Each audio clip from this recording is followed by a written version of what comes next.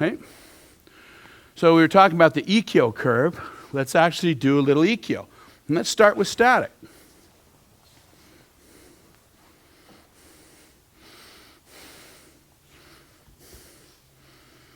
If you think Ikkyo happens because of leverage, try doing it on somebody my size.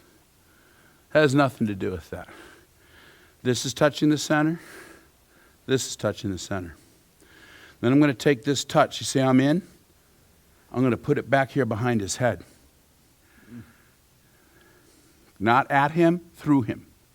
See how remember we were talking about flexible extension last night? You see how relaxed my arms are? You see him moving? He feels this extension, yet it's not rigid.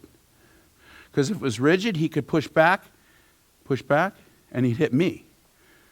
I want this going in here behind him. If he pushes back, there's no pushback. I'm not pushing against him. If he tries to resist, the spring just compresses a little more, and it's still trying to be back there. And then what I'm going to do, so Tome Sensei does all these exercises where you pop the guy up off his base so he's easy to move. Okay? I call it the float. Ikkyo Sensei says, pick them. Although, actually, after seeing, he watched me teach class, and the next seminar I went to, he was talking about floating, then I went. I was very tickled when the big guy starts copying you. But that, whatever you're going to do, you need to take them up off their base. So the way to do that is to come in underneath them with your hara. So when I touch here, I'm in with this energy. I'm going to go inside that with my hara energy. And as the pelvis takes your hara in, he rises and gets light. Once he does that, remove the hip and let him fall into that hole. There's no push. Okay, strong.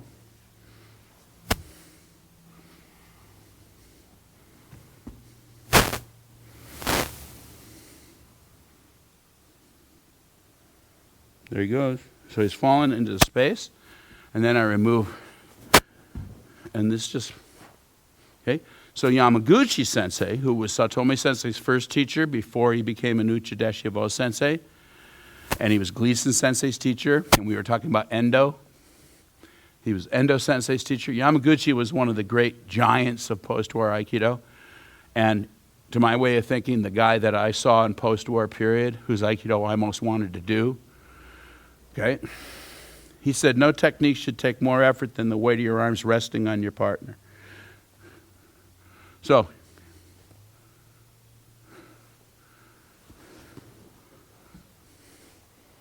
where'd that come from? My body, not my arms, okay? So I'm touching, I'm extending, I take this in behind him, which connects it to the Ikkyo curve. When I start releasing this hip, I'm running him on the curve. If I need to make him, if he's planting that back foot to try and not go, I just need to come inside more with my structure. Take the hara inside. See him get light? When he's light, let it fall. This is supposed to be a strike. Okay, so strong. Everybody thinks to be on top, they need to climb up on top and push down. And in point of fact, what you want to be, if you want to be on top, come in underneath and then run the spiral. And by the time you run the spiral, you're on top. So to be on top, you start underneath.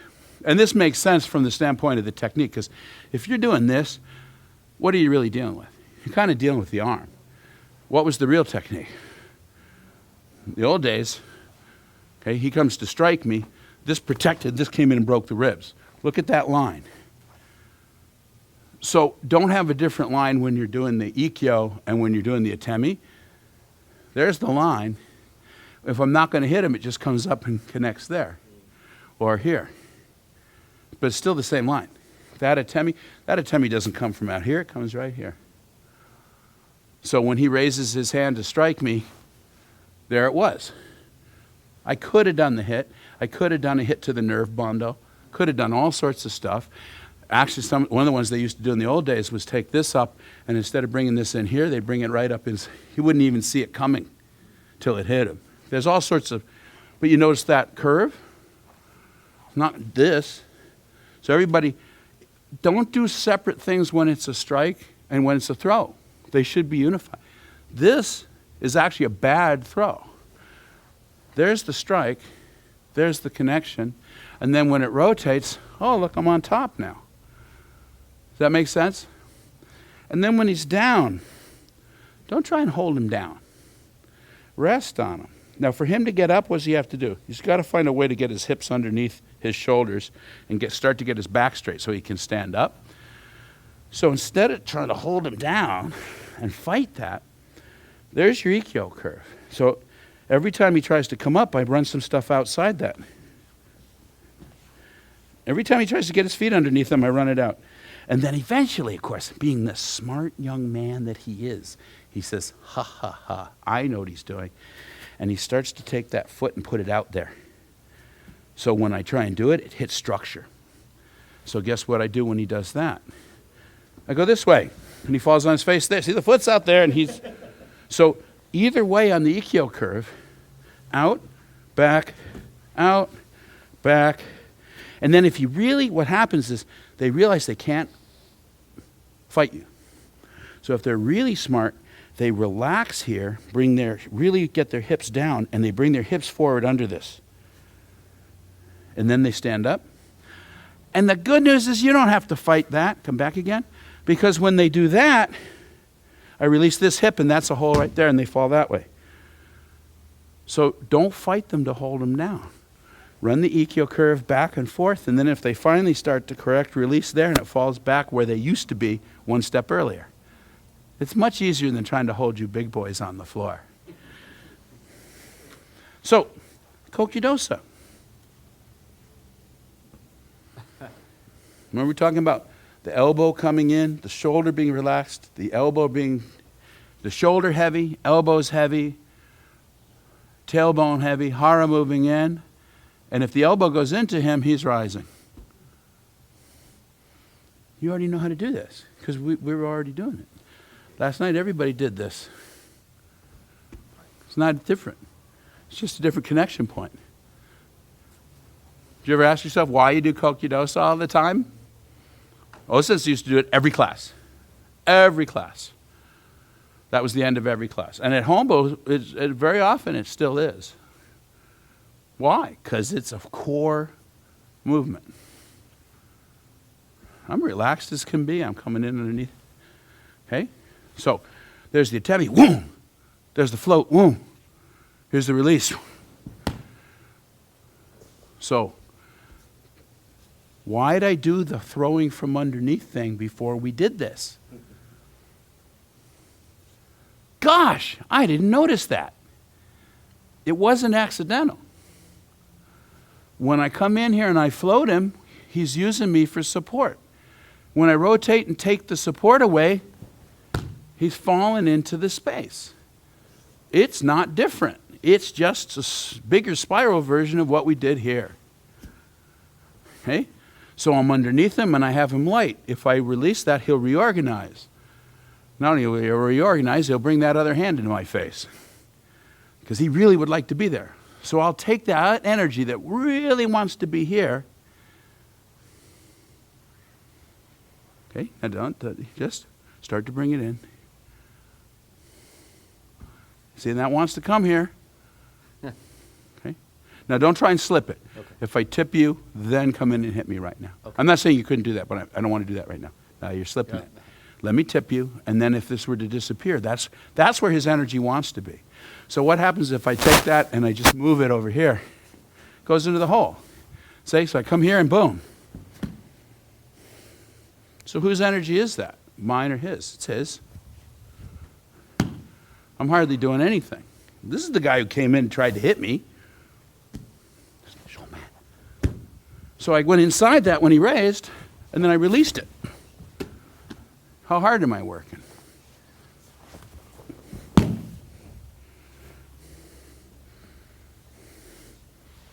There's where I caught it. Is there a push here? No, sir. No. I filled the space right up to the contact point. Completely filled the space with my structure. What I didn't do was push him. That'll set him on his back foot. Now you can kick me.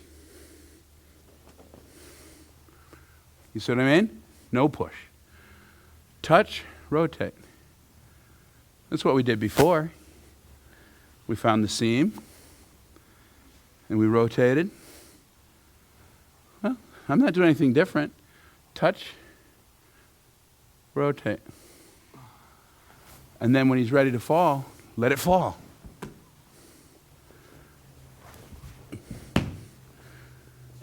This is the old jujitsu elbow locking version. So make your arm strong. Don't let me lock your elbow. Okay? So, yeah, that's still right there. Have a bend. If I strike it, it should not break your elbow. Okay? So I come in here and connect. Then a very neutral rotation. Then they break the elbow. Guys, the classic Ikkyo, just like all Kihon Waza, tends to be a big arc. Okay? Doesn't mean it has to be that way.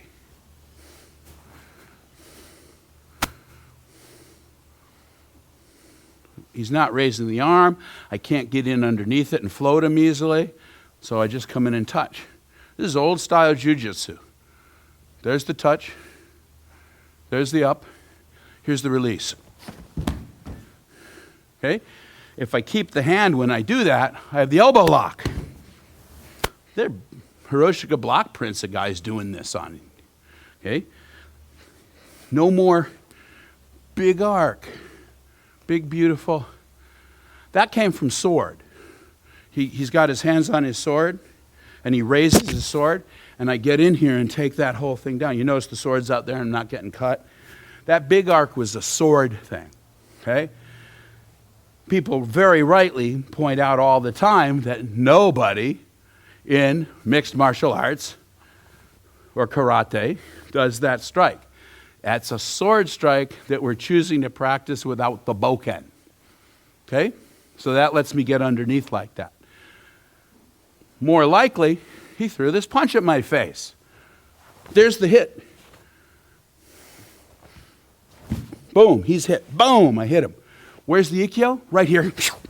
And there's an elbow lock right there. That's much more jujitsu-y. Okay? Still not different than what I did, though. When I went in here, I hit him. This contact point right here, feel it sliding? Mm-hmm. That's making the fascial connection. Mm-hmm. So bam, I hit him. Right? This right here is the connection. Mm-hmm. And then here's the float. See, he's actually starting to go on the balls of his feet, and he's actually pushing. They call this in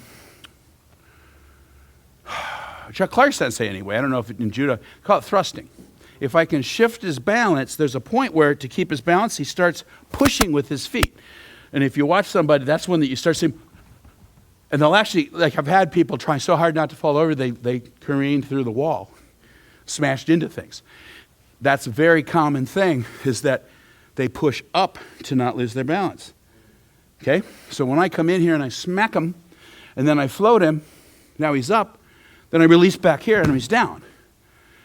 And all I did, instead of making that arc big, make it really small now. And if I make it really small, I'm going to wrap around this thing.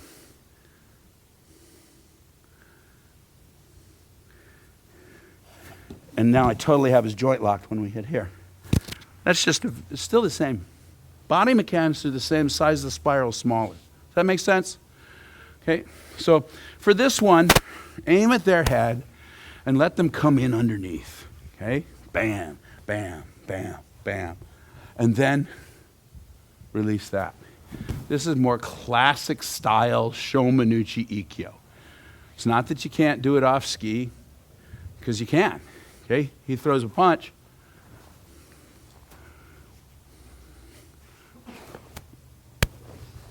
There's Hiji.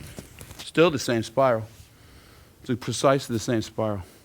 Hijinage. Everybody levers. I was told this was an elbow break. So half the people I did it with. You watch films of Kihon Waza. Big wave. Wasteful. There's the strike. There's the insert. Where's the wave? There. coming here. Doesn't have anything to do with this. Okay? If I do this, he can grab it. If I'm here, he can grab it if he wants. He can't take it away from me because it's mine. If he's silly enough to grab it. Okay, grab it. Hold it there. No, that won't feel like it today. Yeah, you might actually grab it and push it away from you. Right. Grab it and push it. Yeah, that makes more sense than grabbing it and holding it there, because I'm really tempted to grab the, as Popkin Sensei would say, grab the jimmies. But if he tries to protect himself against this, I can actually, that helps me run the look what this is doing. Connecting to the Ikkyo curve out there. Then this one's connecting to the Ikkyo curve here. Here's the float. And once I'm here, just drop. You don't throw out. Just go straight down. He rolls because he doesn't want to take a facer. Okay? This is really old style. That whole thing we talked about, what happens after the war with Aikido, and you got this, and then you got all this stuff.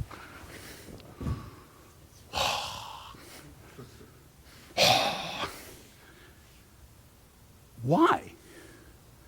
Martially, it's sucky. I throw him out there, now he's coming back at me. The old stuff took him straight down, and then you pinned him or finished him. I don't want him out there. You're throwing him away. Then you have to deal with him again. So he throws the punch, boom, or boom. I get in here. The rest of it's just, here's the wave. There's his Ikkyo curve. Watch the Ikkyo curve. This is all coming out of the body. See how relaxed my arms are? I can actually do it without the arms.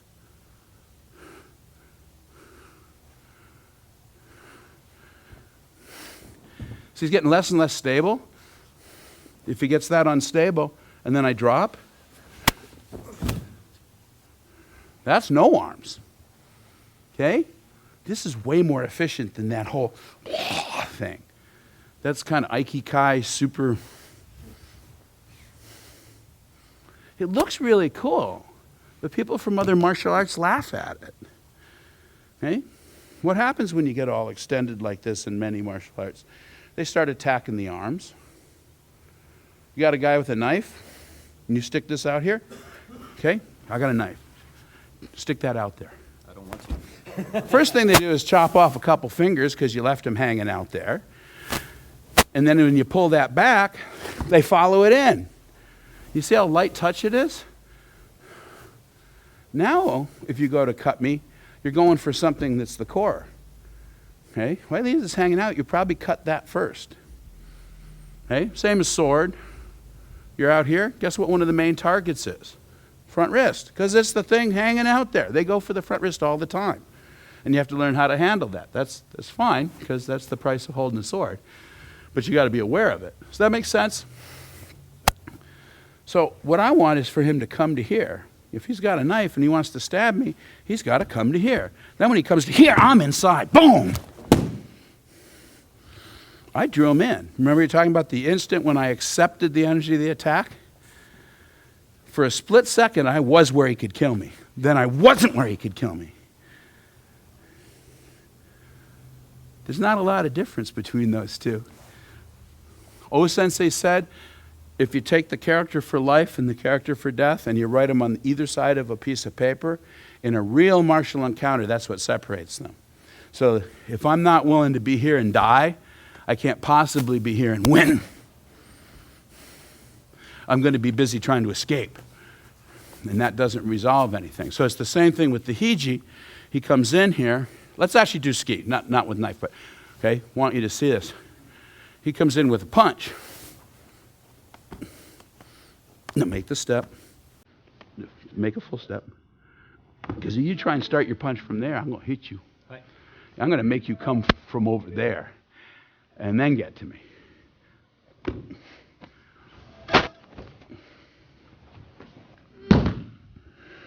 That was it. Not. That really just doesn't have to do with anything. What it has to do with is in there. There's the strike. In the old days, you know what this movement was? Right there, I grab his short sword. And as I throw him, it comes out and I've got his weapon. A whole bunch of these. I can actually get it to draw out and cut him as he falls on his own sword. Toby Threadgill Sensei does a bunch of these. where he literally gets the guy to fall onto the blade. That's where a lot of this stuff came from.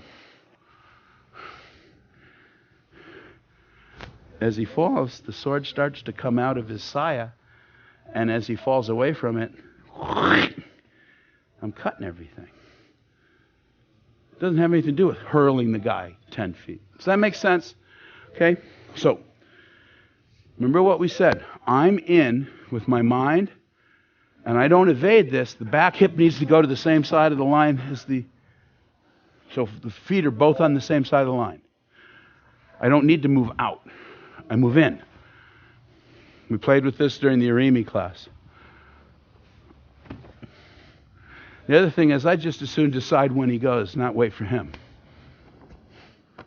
Now he has to go. Now he has to go. A lot of you guys have been trying to play with you on this, and I move into that space and you're still... Don't get excited. I move into the space and you're hesitating. If I move in that space and you're hesitating, I'll hit you. Okay? So right now he's a little too far away. Now he has to go. You see the difference? So if I know when he has to go, then there's no problem being not there. Because there's no reaction time if I know when it is. It's only reaction time if he decides what the timing is. Then I got to go when he decides. But if I move into space and make him throw, see that wind-up you do? Get rid of the wind-up. Yeah, exactly. You got to be able to just fire it. If you go, boom, and then throw it, I've already hit you. Okay? You know what I mean? It's like I fire very fast in here. So you're going to do it. You can't wind up. When I cross that space, you just go. Yeah, a little harder. Yeah. So, Sorry.